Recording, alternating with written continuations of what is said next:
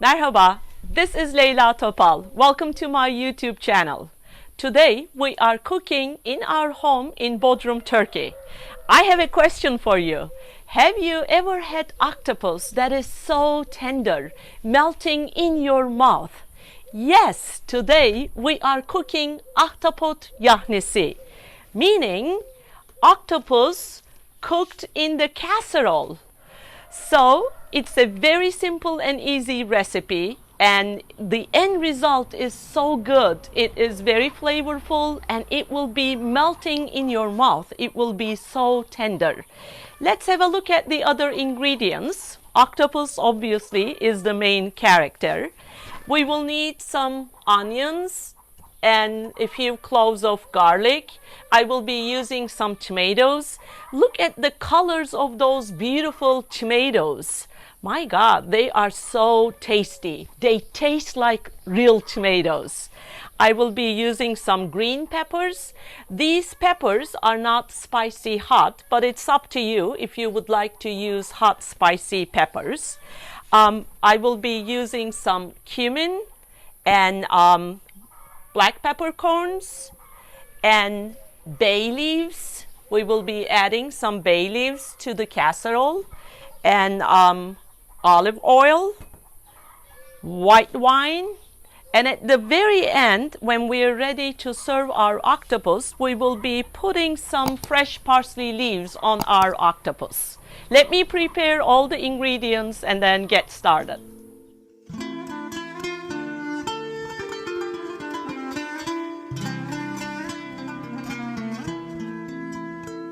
I have prepared all my ingredients except one of the octopus. So I peeled the onions, and these were pretty small size onions, so I sliced them into two. But if you're using bigger onions, just slice them into four, quarter them please. And here are my tomatoes, and I peeled the skin off and then cut them in big chunks. And the green peppers, after washing them and removing the seeds, I also sliced them in big chunks like that. And I will be using a few cloves of garlic. So I have already sliced one of the octopus. By the way, I am cooking 2 octopuses, and altogether they are about 3 pounds, like 1.5 kilos. So before I start slicing my octopus, I just would like to introduce you to this handsome guy, because some of you may not really be familiar with it. Well, the Latin term, the scientific Latin term octopus comes from an ancient Greek word. Octo means 8 and pos is food. So here we're talking about a sea creature that has 8 feet, and those feet today are referred as tentacles. So this is the head part, and those are the tentacles.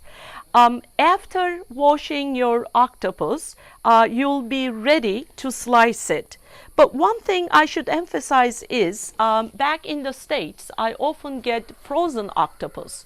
So what I do is, the day before I will cook the octopus, I remove it from the freezer into the fridge. And then next morning, I take it out of fridge, and there might still be some ice particles between the tentacles, but when you start washing it, all those ice particles melt. So the first step is, after you put this handsome guy down here on your cutting board, remove the head first. I will be using the head, so I just want to put it to the side. Sometimes it's easy to get the eye out, but sometimes it's not. So if I can't get it out, I just leave it in and then cut it around. I will be slicing my octopus in big chunks as well. So like these are the sizes, and after I slice them, I just throw them into my casserole.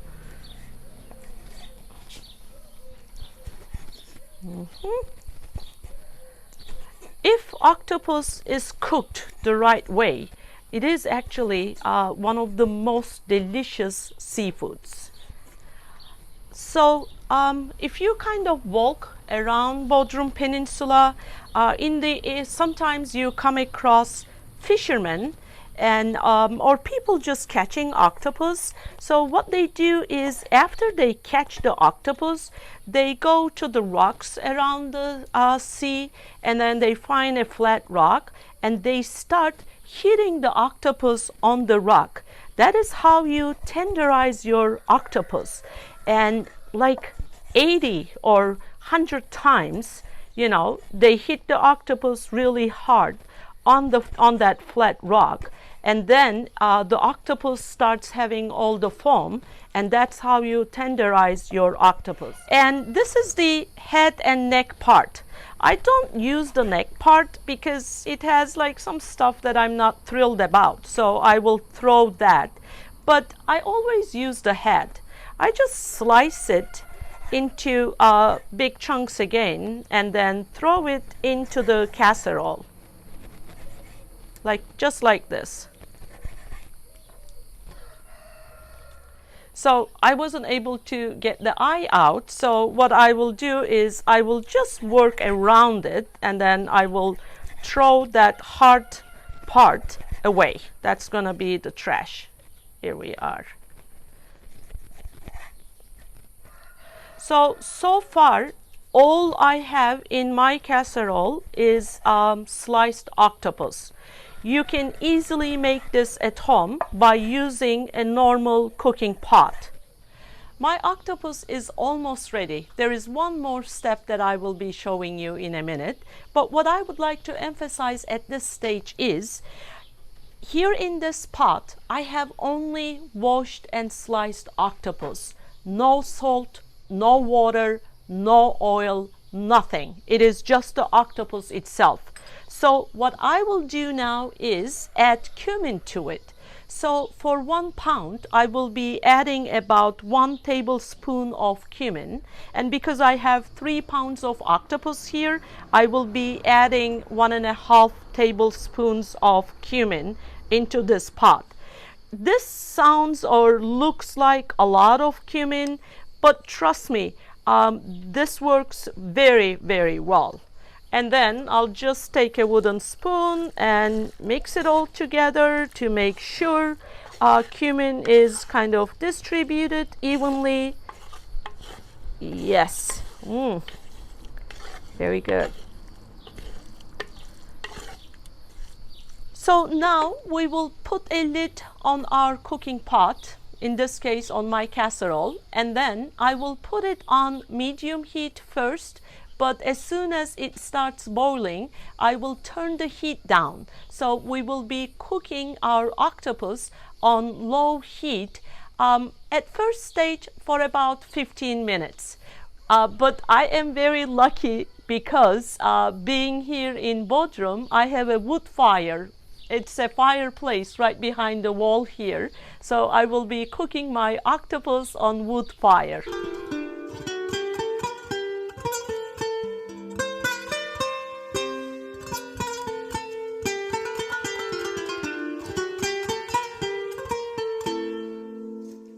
Because I have 3 pounds of octopus, I have been cooking them for almost half an hour.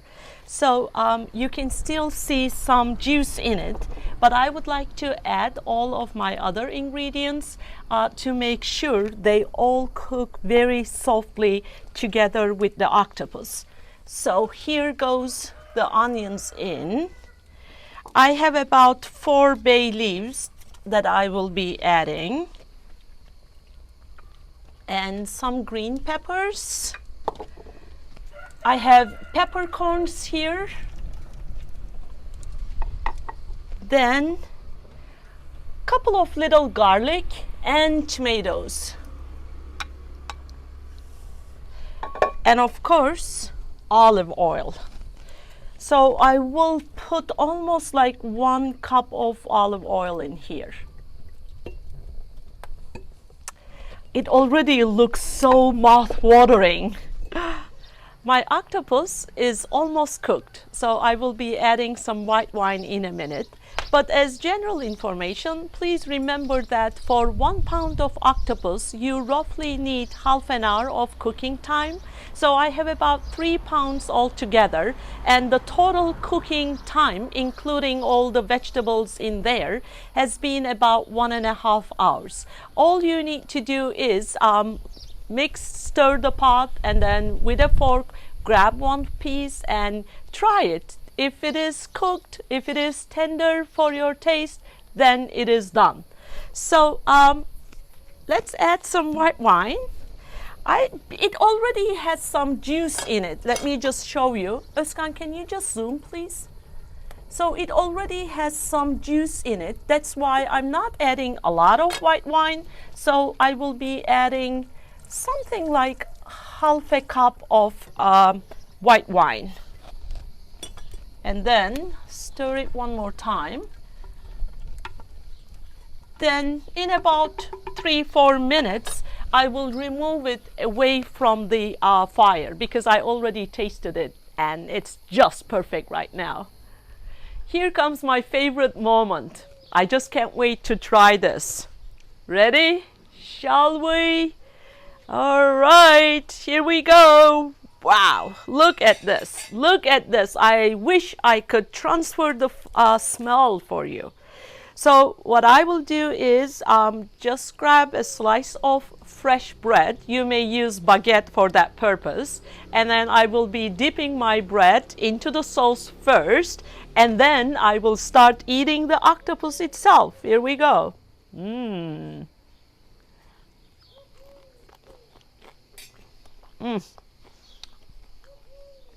The juice is so flavorful.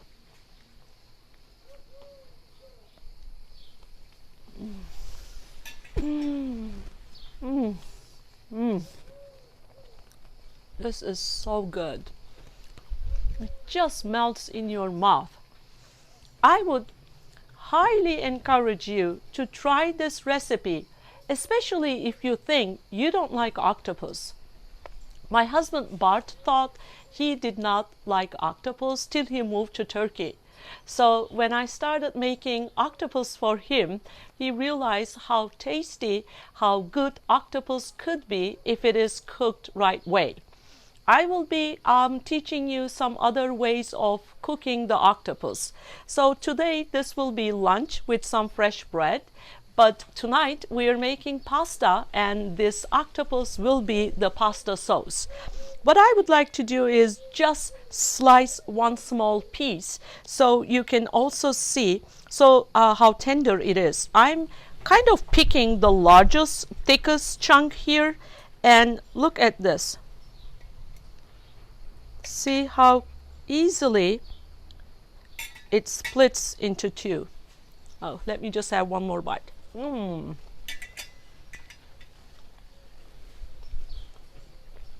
Cheers to your health, to your honor. If you're enjoying my videos, please subscribe to my channel. And for the exact measurements, check the description section. Today's bonus is the second episode on St. Peter's Castle. Have a great weekend.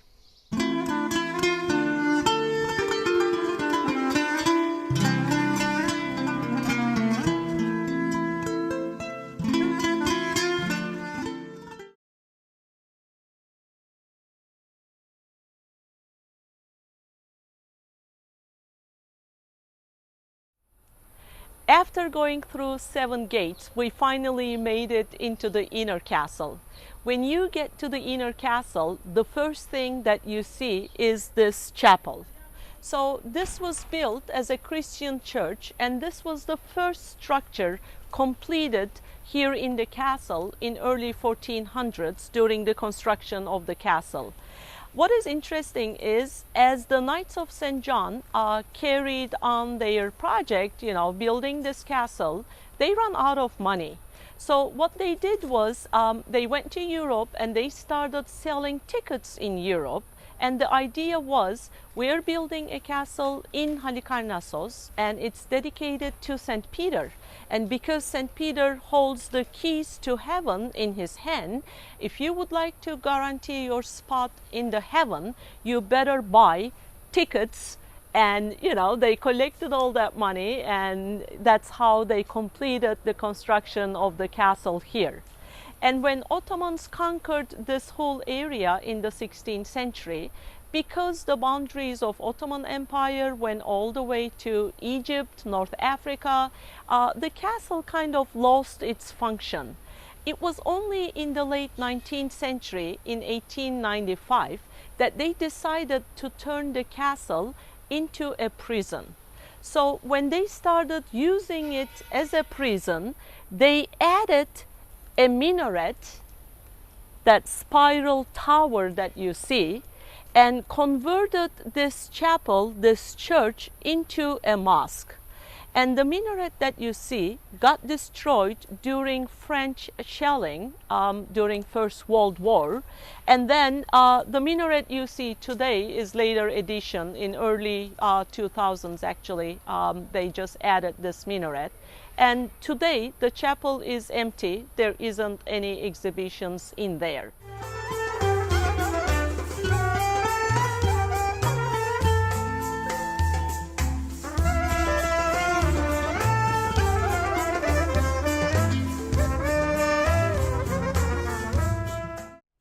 This is the exhibition hall of Bozburun shipwreck. Bozburun is a harbor in Marmaris, which is further east of Bodrum.